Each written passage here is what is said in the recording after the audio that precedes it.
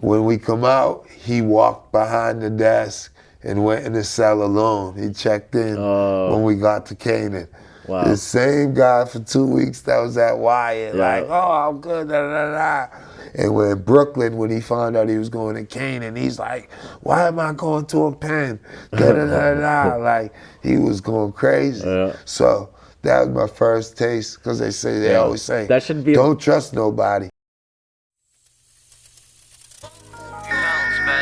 Got a moment when they see you down, just know they love it. Hey everybody, welcome to the Bounce Back Podcast. I'm your host, B. Luke. Man, I got special guests with me today, so why don't you tell the people your name, where you're from, and a little bit about yourself. The name's Ben, better known as Bronco or Bronc. I'm from Lynn, Mass. You know, everybody know where that's at, Lynn, City of Sin. Mm-hmm. I'm a father first, father of 3, trying to get my life together, you know what I'm saying? Trying to leave prison behind me. I've been doing a good job at that. It's been a while. Knock on air, we gonna keep that going. For sure. So let's talk about that, man. How long you been out now? It's going on 4 years. 4 years. The longest time as an adult, ever since I was 18 years old. That's what's up. You should be proud of yourself, man. That's not easy. With the recidivism and everything. Really, it isn't. I couldn't get a year before without going in for 30 days or 10 days, 60 days. I couldn't get a year. Yeah, I remember. Now I'm on 4. You know what I'm saying? So it feels good not to leave your kids, come back, like, you know, and they're old enough, they know where you was at. Especially like after I did the Fed biz, so it's violations, it's small biz, but it's still, you missing where you at, you know what I'm saying? And then boom, you pop back up. Kids take that personal too, right? Because kids don't realize that not everything's about them and that their parents got their own things going on, but kids, you know, they take it personal, like, absolutely. Daddy, you know, what did I do wrong? I was blessed. I got 2 older daughters, 19 and 20, so they were a little older. They, you know, shout out to them, especially my oldest. She did damn near everything for me when I was in that Fed. That's a smart little girl right there. And my son, I went in, he was 1. I came home, he was 5. The moment I seen him, he ran and jumped and hugged me. So I knew we were lit, we were locked in. So absolutely. The good thing about the Feds is you get to take pictures and shit. You know what I'm saying? You get to take pictures, send them home, so your family and stuff gets to see you. Yeah. I'm talking to my man upstate in prison. He said we go once a year or twice a year or something. That's it. I said, wow, it's unbelievable. Every week you're allowed to take pictures in the Feds. And it's good to get the pictures the other way too, coming in, because even my brother been down for 16 years sometimes, and it's like, yo, the vision I have of you is like, before he went in, he's like, to see this picture of you with the long hair, he's like, it's so weird, bro, but it's like, you know, you're still picturing him 16 years ago. Yeah, picturing, you're like, holy shit. Right, a little love goes a long way. He's tatted up and all that. Yeah. You know, see, that's free how JoJo, man. Yeah, free. That's what's up. So the last 4 years, like I said, congratulations on that. Appreciate it. That was the Fed bid, right? How long was that? I did Fed bid. It was about 4 years. I turned it into 5. Was that the longest amount of time that you've done straight at that point? Yeah. That was right. Like when a lot of laws were changing, Obama was changing. He had changed like crack laws. He gave everyone some points and stuff. So basically went down from like 7 to like 4 or 5 years by just him changing a couple laws. You know what I mean? It was funny, all the old dudes telling me, oh, you caught a Fed bid at the right time. You know what I'm saying? And now I be telling these dudes now when they go, you know, because they're changing the laws for the better, but they still fucking people up, of course, but you know what I mean? They're trying to do something, you know what I'm saying? So, well, I mean, now that you're out, don't make them regret it, right? Once you got out and have that chance, you don't want to ruin it for the guys on the inside, right? That's how I always see, I had to do all mine. I ain't get no halfway house, nothing. But I tell people that all the time. Yeah. Like, you know what I'm saying? Like, they passed a law where you couldn't get life for non-violence drugs. You know what I mean? Obama passed it, then Trump knocked it down in 25 years. And I said, these first people they're letting out is huge because they're the sample size. You know what I'm saying? For like, sure. They got to go out there and be good. They can't go out there and kill somebody else allegedly or commit more crimes because there's thousands of people hoping, you know, that rate succeeds, that they succeed. You know what I'm saying?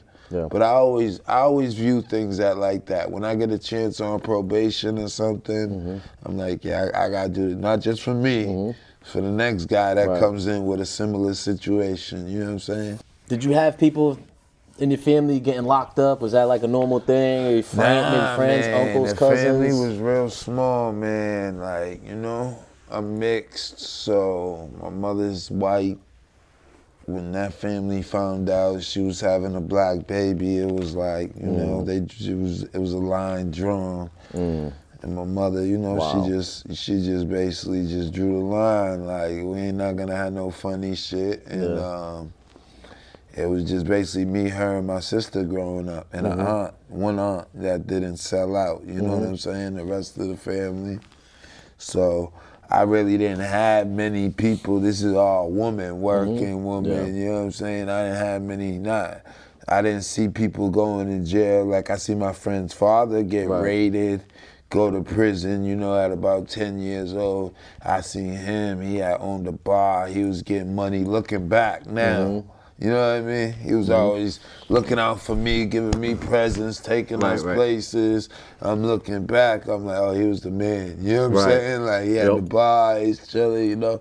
That was my first time seeing someone get arrested in a raid. I was about 10 years old. Okay. You know what I'm saying? So you got your mom, your aunt on your mom's side. Yeah. What about your father and that side of the family? I grew up without a dad. I ain't never get to call a nigga dad. I don't know what that's like. I tell my son every day, you blessed, boy. You know what I'm saying? Like, and I ain't missing out on it. Ain't nothing I regret. My mother taught me everything I need to know. Like, the man questions, I had to go to her. You know what I'm saying? So it's like, it's a comfortable relationship. She's a little older, so she's just a great mom. Know how to make you feel comfortable. Even to this day, my son, the youngest grandkid, still, that's his talking buddy. You know what I'm saying? She ain't gonna say nothing. She won't even tell me. You feel me? So it was like we had to make do with that. Yeah. By the time I was about 9, it was like I done man of the house, took over the house. You feel me? Like, yeah. At what age you start getting in trouble? I guess was it at school first or with the law? The school I was pretty good actually. The first time I got in trouble actually I got arrested at 12. I got arrested at 12 at the park with me and my boy. We fought this kid. His parents pressed charges and they hit us with a little juvenile shit. I didn't even know I had it until I like got older and was going through my paperwork. Wow. And I'm like 1997. I'm like, damn, boy, you let me cop out. Like, you know what I mean? Yeah, they gave me some like probation or something. So I was about actually 11. But as far as like the streets and stuff like that, I thought about 14. You know what I'm saying? About 14 years old. The weed and the shit like that, and you know, gradually move along at a fast pace. Yeah. By 16, I was probably knee deep in the streets. You know what I'm saying? Like, and then you end up getting wrapped up with any juvenile probation, and you end up getting time. Never did no juvenile time. Graduated high school. You know what I'm saying? No cases or probation. I did have a case or two while I was going to school, because I remember I used to play sports. So I remember I used to miss school for court and come to practice and shit. Basketball, I take it? Yeah, football, baseball, actually. I did play basketball too, but that was the third. The football and the baseball. Football, baseball, and football. So you graduated high school though, right? That must have been I mean, that must have been cool to make your mom proud, right? Bro, that's exactly what I tell people every day. I had to have a talk with a family member recently, and I said, yo, the high school diploma is really not gonna do nothing for you. Honestly, it's just to make your mom proud. Right. You know what I'm saying? Absolutely. So it's funny you said that. It's like, I'm like, it's just she's gonna love it. It's gonna be the best thing in the world. And it's like, my mother that went to college, she had a real good job at the time. She ended up getting in an accident, becoming disabled, so all that went to the side. But before that, she's very, very successful. So it's like, and I'm no dummy, like, and I play sports, so they were giving me the benefit of the doubt. I'm passing with D's and shit, you know? So I got up out of there. I wasn't gonna go to school for 9, 10, 11 years to drop out. Right. I had it figured out already, like, let's get this, high school done. I actually planned on doing a little college with sports and shit, you know what I'm saying? But ended up having a baby, ended up getting my kid's mother pregnant. She was a little older. She was 30, I was 18, and that was my first daughter. So it's funny, so like some of the coaches, some of the teachers, she dropped me out of school, they know her, they like, you know what I mean? They like, you ain't that nice, like, man. So it's like, damn, I'm having a baby. But so I had one opportunity to go to California to like a little JUCO. My football coach had a pipeline, and I chose to stay here. It's my kid's mother, my first kid's mother. Both my daughters got the same mom. She got 2 other daughters. So it was like that was gonna be her third. Like, so I wasn't gonna leave. And I'm thinking short term. I'm not thinking long term. And didn't really have people to guide me to decisions. You know what I'm saying? Like, all the decisions I had to make, it was myself. You know what I'm saying? So I fell on my face about 10 times, about 9 times, like, get up every time because I gotta learn. You know what I'm saying? Like, and I always say that I learned from messing up, man. Even whether it's the podcast, where in the first couple episodes I had one without a video, one without audio, or whether it's life, I had to go to prison. I gotta mess up, but I learned from my mistakes, bro. Absolutely, and that's super important. You have to. And it don't hurt to learn from someone else either. Absolutely, if I'm sitting here and I can tell, the audio is right there, bro. You know what I'm saying? And that's some the people point. will still be over here like, bro, I'm telling you, it's right there. Like, so that was kind of me a little bit because I didn't have to trust with no one. So the people that were trying to tell me, it was like, you're not even close enough for me to, I don't even know if I have your best interest type thing, So, and I feel like that's a part of the reason why it's cool to do this, because hopefully somebody else out there learns from the mistakes we made in life, and they don't have to go through the things that we went through and all that pain and everything that comes with it, and putting your family through it, and missing years of your kid's life and all of that stuff, man. So if you can learn from us, please do. It'll make it all worth it. Just thinking the streets is okay and all that, like, it's not. Like, when you in high school, try to have a plan when you're done with high school. Because if you're going to float around and sit around, pardon me. What's up, man? If you're going to sit around and float around, you gonna get just jammed up with the homies, end up being on the block, sitting on the block. Next thing you know, you're gonna be 22, 23, and you still ain't had a job. God knows what you into, so try to have a plan pre-graduation.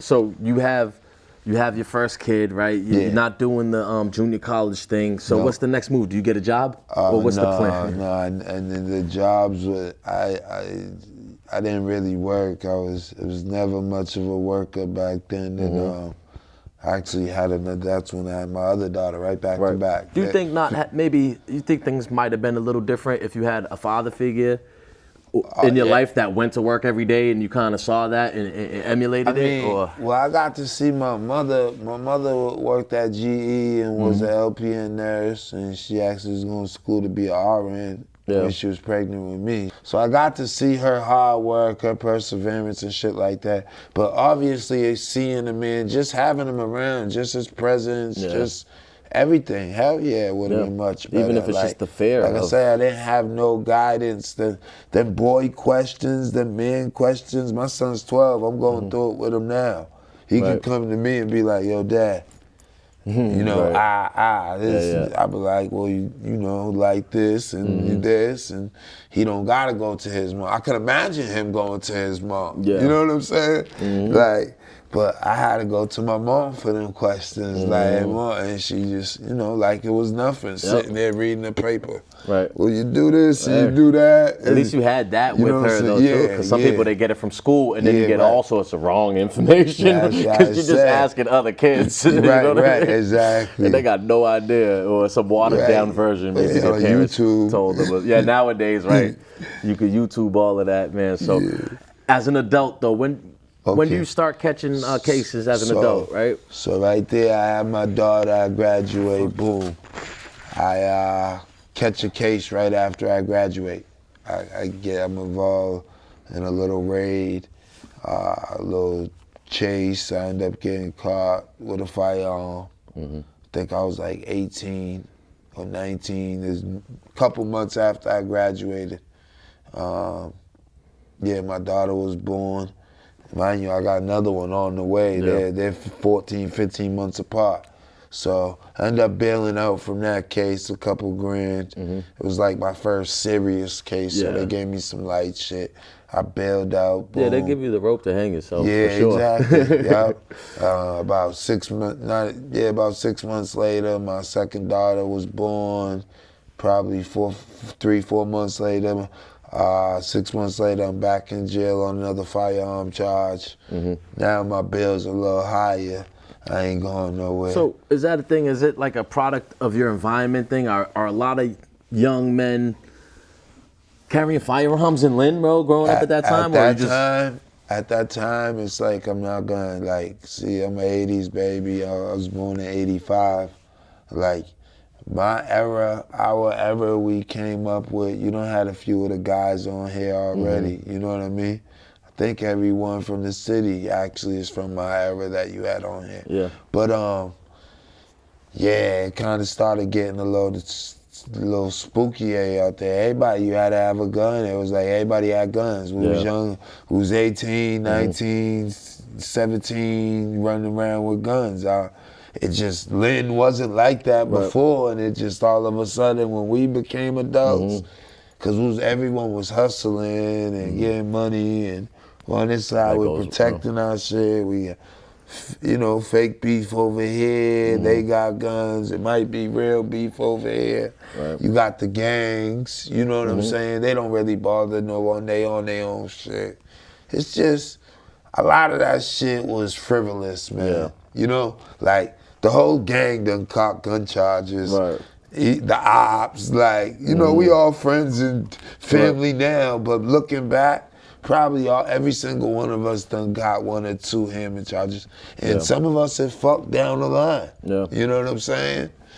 But like me, I'm on bail and I get caught with another one. Same exact one. They revoke your bail, I take it? Absolutely. Yeah. No, they didn't take the bail because that's only when you miss court. Okay. So, I got my bail money back. They just revoked it and sat me down. Yeah, you couldn't post the bail. Gave me a $25,000 bail. Back then, I couldn't even dream about that. You know what I'm saying? In Massachusetts, where you don't just put up to 10%. I was smart enough, a young kid, 19, 18, I had a lawyer. Is this something you learned from somebody? I just knew from the game. You listening to rap, Jay-Z. You know I use Reasonable Doubt, Chains of Coup de Cop. Right. The mic fell though. More important is lawyer fees. Right. You know what I mean? So that always stuck with me. When I'm in the street, or you in the street, you gonna play, you should have some lawyer money, whether it's $4,000 or $5,000, $10,000 or $100, whatever you can afford. Yeah. It's gonna be better than that public offender. Because going into that, I end up getting indicted. Catching the second one, so they indicted me on both. Oh, damn. That's right. I'm sure you can remember you used to get a year for a gun. That was when they was in the middle of doing the 18-month thing. So long story short there, the paid lawyer got me the minimum. You know what I mean? I got a year and then 18 months for the second, but only a year mando in county. Okay, so what was that county bid like you didn't do no juvenile time leading up to it. So it's like, sometimes I can eat. Like for me, I did like 2 weeks, 4 months in juvie, 5 months in adult, 10 months, and then finally 4 years. So I kind of eased into it, but like you getting thrown right into it, no experience of being locked up, whatever. So I mean, I'm sure you adapted. You're in your own county. You got your people, right? Yeah. I was probably bad. I was a man in there, man. Like that's how it is though. Because just to cut you off real quick, I remember my first time going to Bill Ricker, my county, Middlesex. Yeah. I had like 4 dudes I knew from the street. It was like, we used to call it like the teen center, right? You know what I mean? But like years later, you know what I mean? We're a little bit older than teens now, but we looked at it like that. We're playing basketball, handball, all that stuff. We're joking. We know we could tell these stories. We know the same girls. We could talk about, you know what I mean? And it's just like, I didn't really learn too much from that. I actually told my cellmate when I made parole, I'll be back. It's a furlough. That's how I looked at it. That's how going back to what I said when we was growing up and we started having guns and being in the streets and we were all in there. Yeah. So you know what I'm saying? I had like a 2.5 man, 2 man though. In the county, that feels long. You know what I'm saying? Sure. Like that felt longer than my federal bid. So you seeing people leave, go home 3 times. I done seen them come back, but I did that bid with a lot of friends, a lot of homies at the time because they were in and out. So you didn't plan on getting out and like being a square. Let me do the right thing. Let me. Nothing like that. You just kind of jumped back into it. I got out and my daughters relocated. They moved down south.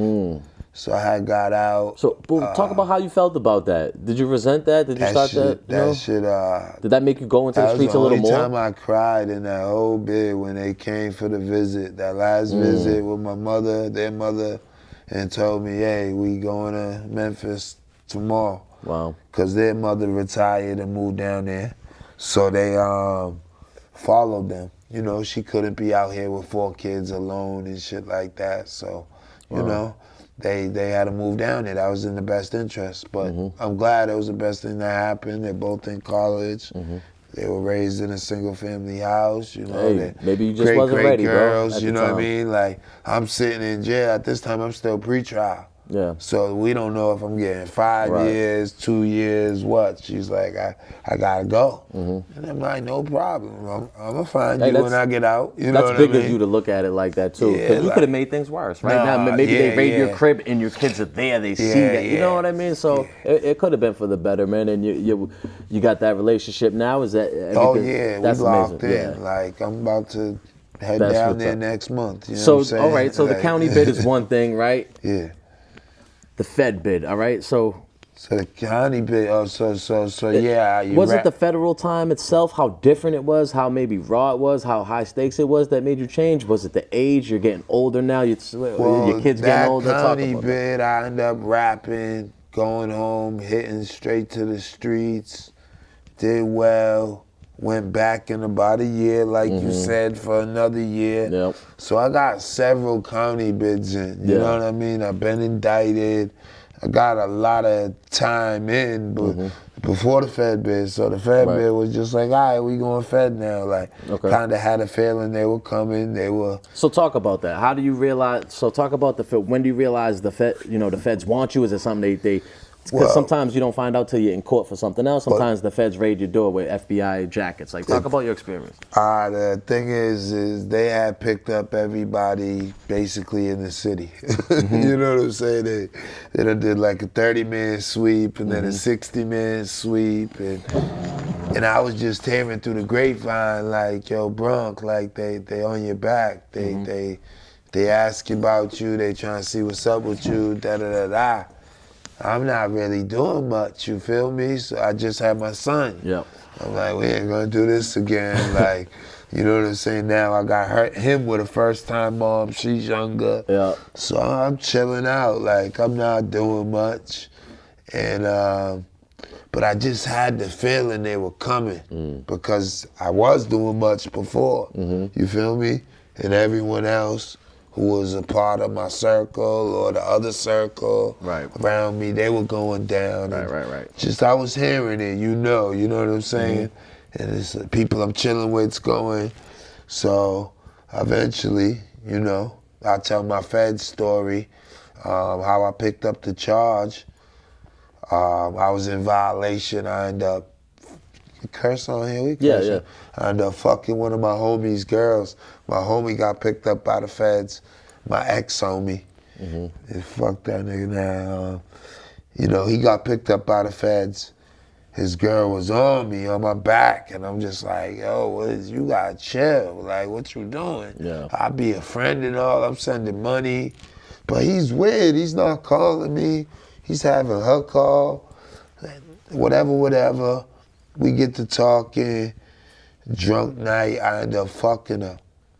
I end up having sex with her, my homie's baby mom at the time, boom, boom, boom. She's asking me for certain people's phone numbers.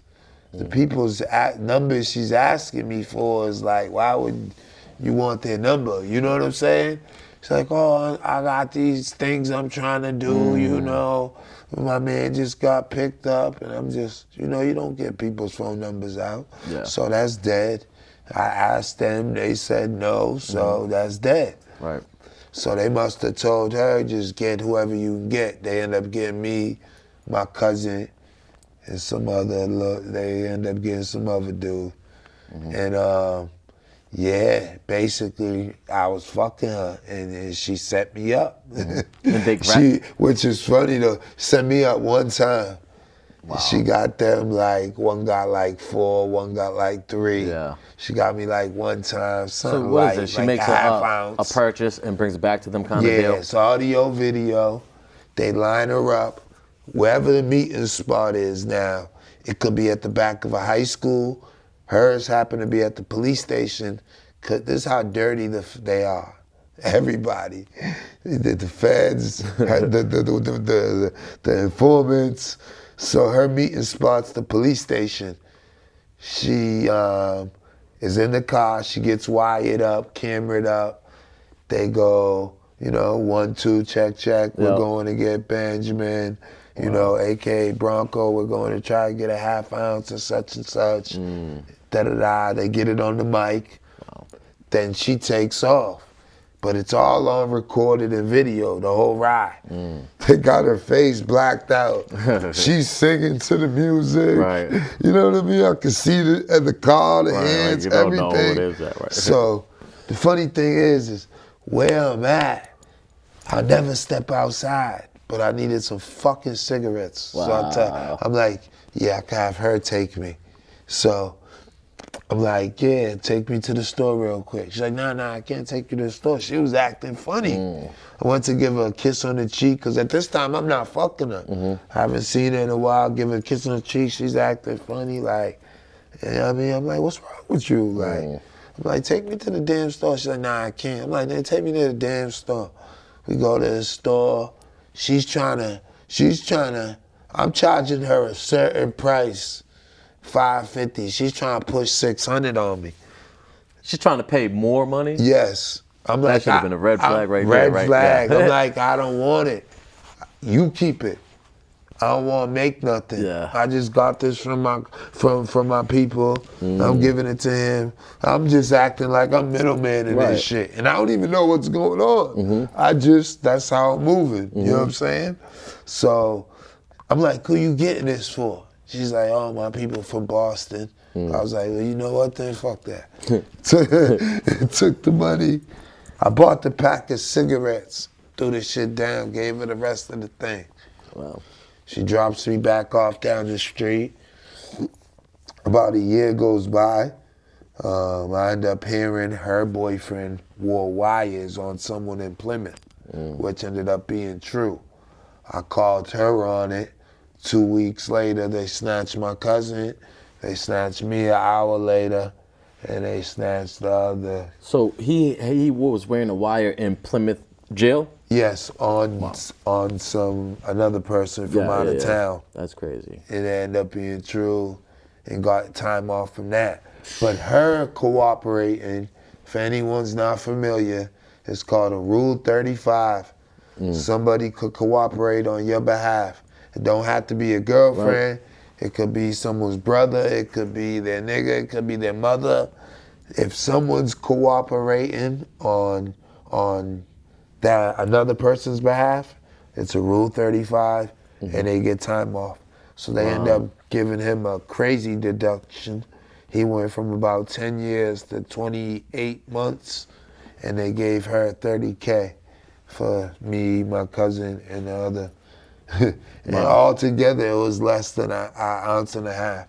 So they gave her $30K, lower his sentence, you know what I mean? We get sentences out of it, you know what I'm saying? And so if someone has a Rule 35 on their paperwork, they're no good, right? They're no good. Okay. Absolutely no good. Rule 35 What's your situation? You sit in Plymouth or Middleton, and then how long until you make it up to the feds? All three of us, we get to Middleton. One kid, he got the bracelet in like 2 days. We still trying to figure that out.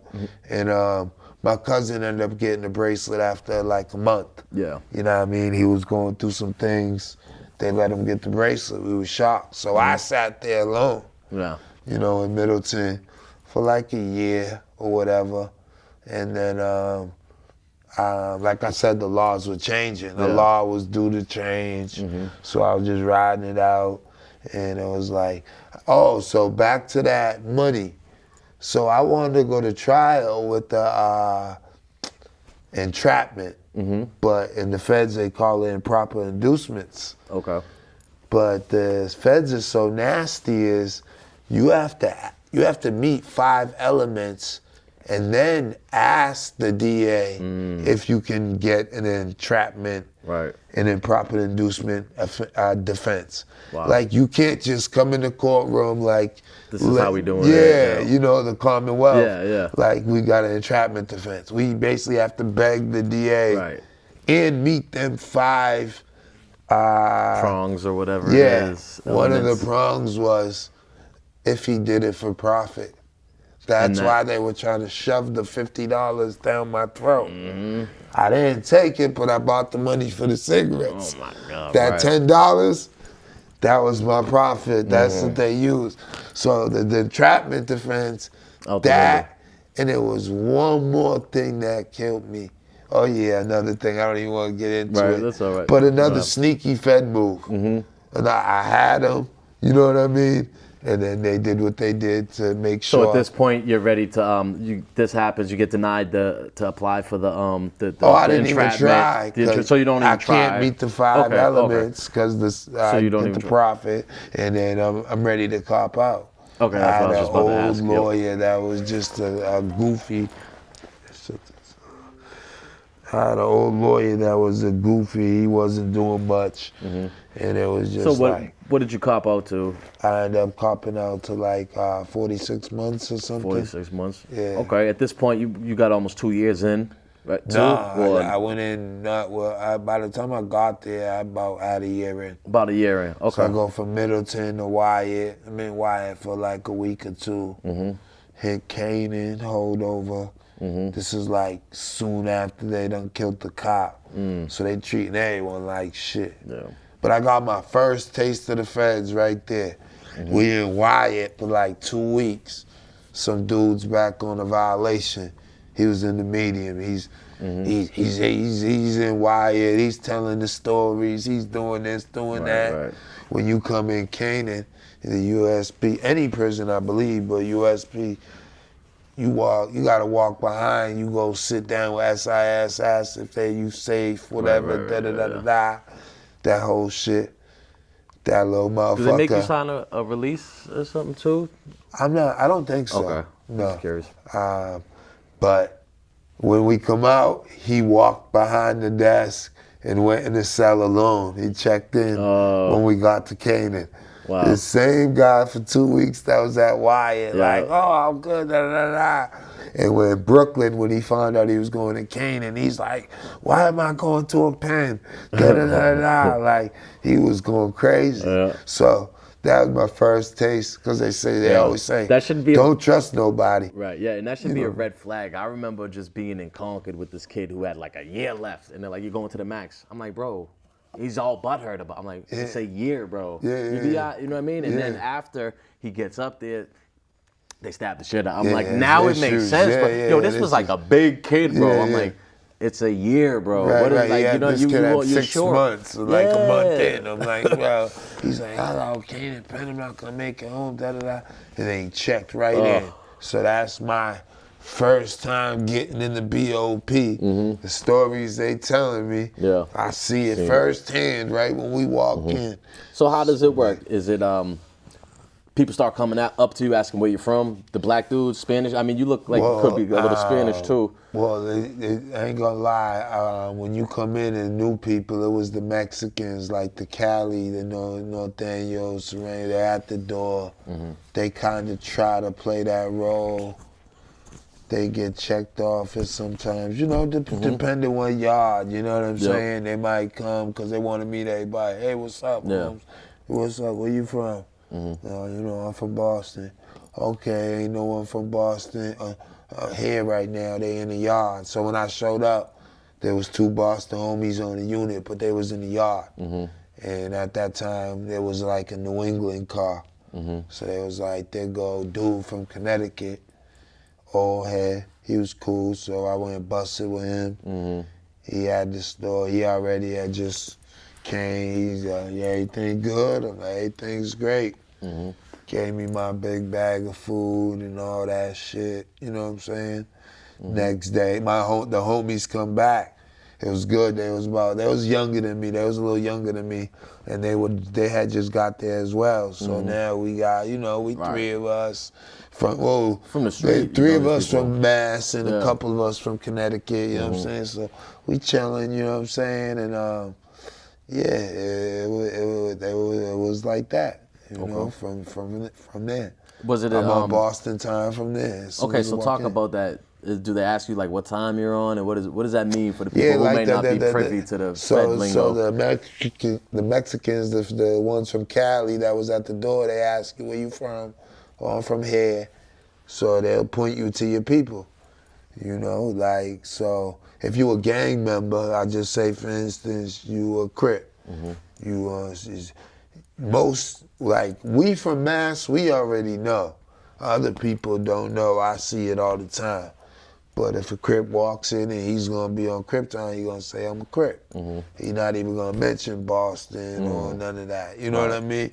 We might find that out later. Right. And that's gonna be my man and my homeboy and all that, but he's on his time and I'm on my time. And it ain't even like, it ain't even called like a black car, it's just the homie car.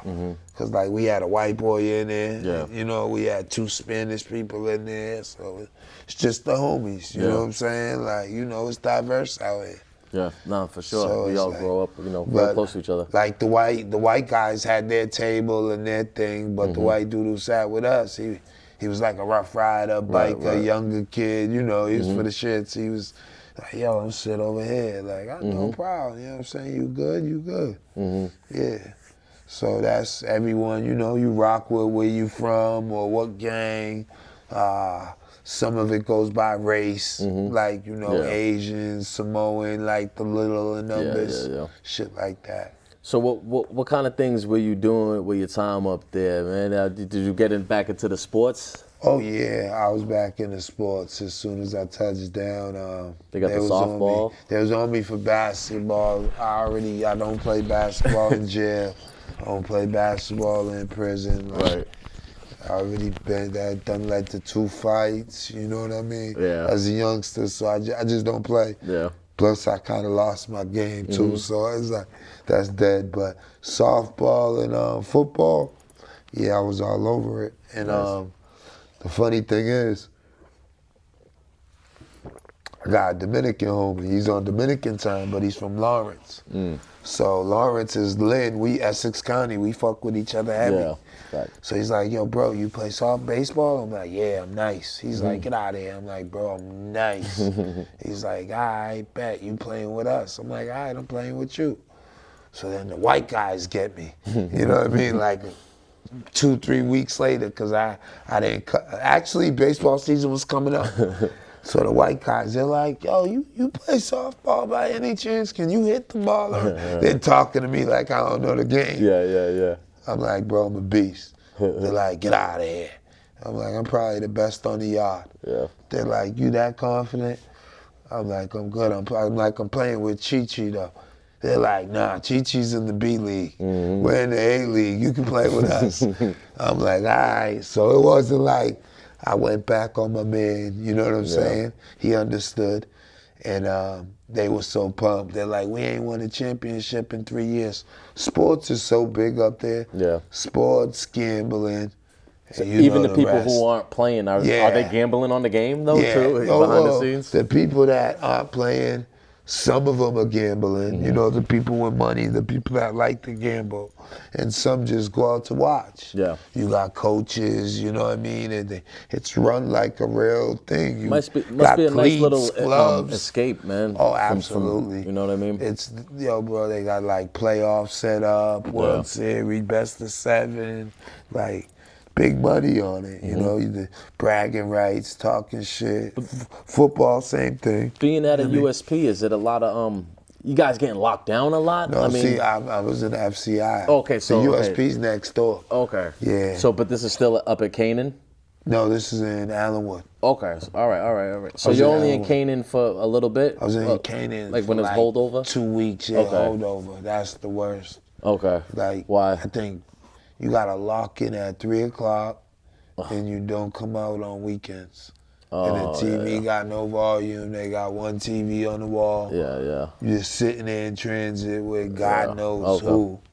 You know what I mean? Like, you know. You do your whole time in Allenwood? Yeah. Okay. Yeah. So you start getting short, bro. Do you start like you start looking forward to getting out, man? What's going through your mind? Start planning on what you're gonna do when you get out? Is it mainly just like looking forward to seeing your kids? It was bro? like I got in the box. I went to the box a couple times, but I went to the box and then I'm like, damn, I'm getting out this box. I'm like, I'm gonna have like a year left. Like it's about to be real. Like, you know what I'm saying? I had to come up and figure the plan out. You know what I'm saying? And I really didn't stick to it, but I had success. You know what I mean? And the probation thing, I kept getting myself into bullshit with the probation. And then I got into this one thing. Like I said, I did my whole thing to the door. I didn't get no halfway house, nothing, because I had an open case. Oh, okay. You can't go to the halfway house if you have open cases. So when you got an open case in the feds, they're just waiting until you finish your Fed bid and then you gotta handle that because they don't have you in, right? No, they write the court. They do you a favor because I was sitting in the hole another time. They wrote the court. I get the mail back. They write the court like, hey, there's so-and-so in custody. What do you want with him? I see he got warrants. The court wrote back and said, well, tell him upon his arrival back to turn himself in. We're not coming to get him. Okay. So that way now the points come off my jailhouse points as a detainer because they're not coming. Okay. But I still can't go to the halfway house because it's an open case. If I'm walking down the street and they pick me up on the charge, now I'm sitting in Middleton or South Bay, and you're supposed to and go the back feds, to the feds. I still owe them 3 months. They want to know where the hell I'm at. No doubt. So that's why they don't let people out with open cases. Okay, so what ends up happening with that open case when you get out? My lawyer, once again, the same paid lawyer.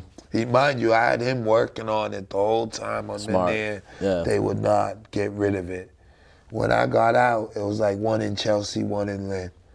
The one in Chelsea, she threw it out the first day. And I told her, I said, yo, all this for this. Like, you hurt me. I'm like, I could have been out a year or two earlier. Like, I could have did a program, got out. I could have went to halfway house. Like, all this because y'all can't get it right. I'm like, and she literally apologized to me.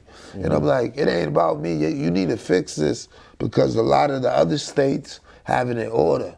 Massachusetts is not coming to get you unless it's like a superior case. You know, unless you're indicted. Then they'll come get you. If you got a district case, you're sitting there. So you did a county bid and then you did a Fed bid. What's like the biggest difference between the two? The quality of inmate, the respect. in the feds. Different clientele, one gets to put it like that. Excuse me, please, pardon me, top of the morning, you know. And it's funny, like I said, I've been out 4 months. I wrapped my Fed shit up. I had to go back to the county for I've been out for 4 years. But that last time I was in the county for 3-4 months. Bro, it's horrible. Hated it. You almost get laughed at for talking like that. Right. They think you're soft because you're like, excuse me, sir. My man's in there, right? He's the head of one of the gangs or whatever. So my son, he's like, yeah, he's cool, but he always wants to talk. I'm like, well, does he know? He did 16 years in the feds. Right. He was in the old Leavenworth. He's in the known riot that happened in Raybrook. Mind you, he's Spanish on a gang time and rode out with the Boston car just from being from Lawrence, and we outnumbered, so he's on that.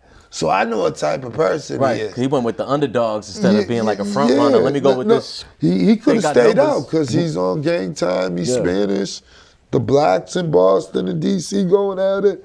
But him being from Mass, he know we outnumbered. He's on that. I know what type of man this is. He's talking because he knows where this shit could get. Yeah. He done seen people get stabbed or died, or he's trying to put game on y'all little niggas. He's an old man now. He not with fighting over the extra milk. Yeah. You feel what I'm saying? You can have that. He's gonna talk to you about it and try to give you some game, bro. That's what it is. Don't take it as softness. And it's just so weird. About 2 months later, he ends up busting someone's head with a thing full of batteries. Right. And so we go in the cell. And I'm like, does he get your approval now? Right. Is he cool now? Right. You know what I mean? Are you a believer? It might have been the instance where they mistook that kindness, not even kindness, that respect for weakness. That's absolutely what it was. He was pushed. 4 years, bro. What's been the biggest reason you think that you've been able to stay out? Oh, my kids, definitely. Your kids? Yeah. My kids, 2 years ago, I got out, I still was on bullshit, and then about after a year, I stopped the bullshit, and I put an investment in my kids. My daughters were going to college, my first daughter, she was going to Murray State at the time. I paid her freshman year off, you know what I mean, for her 18th birthday. That felt great. That's one of the best feelings I ever had. Yeah. You know what I mean? Here, you don't owe nothing on your first year of college. Wow. And then I had the other daughter following right behind her. But it's more, they live, like I said, out of state. It's more locked in with my son. He's big into sports. He's a big kid. He's 6'3", 12 years old. Nice. So he playing 2 sports. It's a lot of traveling. It's a lot of money. It's a lot of work. It's a lot of staying on top of him, you know what I mean? And don't got the time to be in jail right now. I gotta be there for him. Other than being away from your kids and your family, what would you say is the worst part about prison? If your son asked you, you know what I mean? He asks these questions, believe me. He asks these questions. Okay. What do they feed you? Right. The worst part about prison, I was gonna say maybe the holidays, but probably just being around people you wouldn't otherwise be around in life. Yeah. That's you go to work, you might not like someone or 2 people, a coworker. You can avoid them. Yeah. You know what I mean? You're in prison, you're living in a dorm room, not a dorm, everyone got their cells, but you're hanging in a dorm. You might not like 30 people there. Yeah. I might not like 100 out the 110. Right. You feel what I'm saying? Especially in the FCI, it's just whatever, man. It's just you're around people you otherwise wouldn't be around, that ignorant kid. Yeah. Thinking this guy's soft because he has respect. Right. You know what I mean? Because he gave him his last milk in the morning. Crazy. He thought he was soft. I don't want to be around people like that. Not anymore, so. Why do you think it's important for people to come up here, for you to come up here and tell these stories, man? Tell your life stories. Because, I mean, I hope someone's listening. Shit, you can stay out. If I could do it, anyone could do it. Yeah. Like, and niggas in my city know, like, I've been going to jail since a kid. I done fell flat on my face a bunch of times. Got back up myself a bunch of times. I don't got a big-ass family for help. You know, like, I got my guys in my corner. They with me. Family, like, and it's just, the streets are dead, bro. Like, all y'all, I know y'all little Dirk fans. Look at Dirk, man. Yeah. Like, if Dirk's getting told on, and he's giving people money and cars and houses and buying grandma's funerals, and if someone could tell on a man like that, whether what he was doing, innocent or guilty, it's like the streets are dead, they're over. There's nothing fun. And they've been that way. I wish someone would have told me that 15 years ago. You know what I'm saying? Yeah, for sure. Or at least gave me a little knowledge what to do with what I was. So what are you looking forward to most in life moving forward? With your freedom? Honestly, watching my son, man, Yeah. grow and play these sports, man. Like get to the level where he's really competing. Keep tightening up my life. I got this thing every week. I take one thing out. I try to do something I'm supposed to do with my life that I'm behind with. Like, I'm still behind on shit from 10 years ago. Right. I'm catching up on at the registry or at this or whatever. I'm online making a payment from 4 years ago. Right. You know what I'm saying? Like, so just keep on tightening up my life, cleaning it up, trying to build the credit, and you know. What advice would you give for somebody who just came home today, man? They're like, how you know? If you just came home today, I know you want to, you know, get lit, get turned up and all that, whatever. But if you have children, I advise you to lock in with your kids ASAP. Boy, girl, doesn't matter. Because once you lock in with them and see them every day, you get to see what they really need, what they want, the love, what you're missing, and that's gonna incentivize you and motivate you. It should, to try to go the right way and get the job. And another thing is, try to get a job in that first month. Yeah. Try to. Absolutely. Just ask all your boys that are working, that have just got out, like, give yourself a month. Don't put it off. I'm fresh out. Everybody's getting me clothes. Whatever. No. Try to get a job in that first month to get yourself structured and situated. Because it's real out there. And it don't necessarily have to be a career, because you can always, it's always easier job. to find a job when you have a job. You can find something you like later on. There's people hiring. Just get yourself any type of job. In the mall, Dunkin' Donut, whatever. Home Depot, whatever, man. Get you a good income, you're gonna see that, and from there you'll step up. So my two things I advise you: get around your kids, they'll motivate you, and get you a job and a real income so you ain't back to where you started. Absolutely. So guys, you heard it right there from my guy, Ben Bronco, man. It's your boy B. Luke. This is a Bounce Back podcast. Remember, it is what it is. What's next is what you make it. On that note, we out of here. Peace. Hey, Luke. Bounce back, ain't got a moment when they see you down this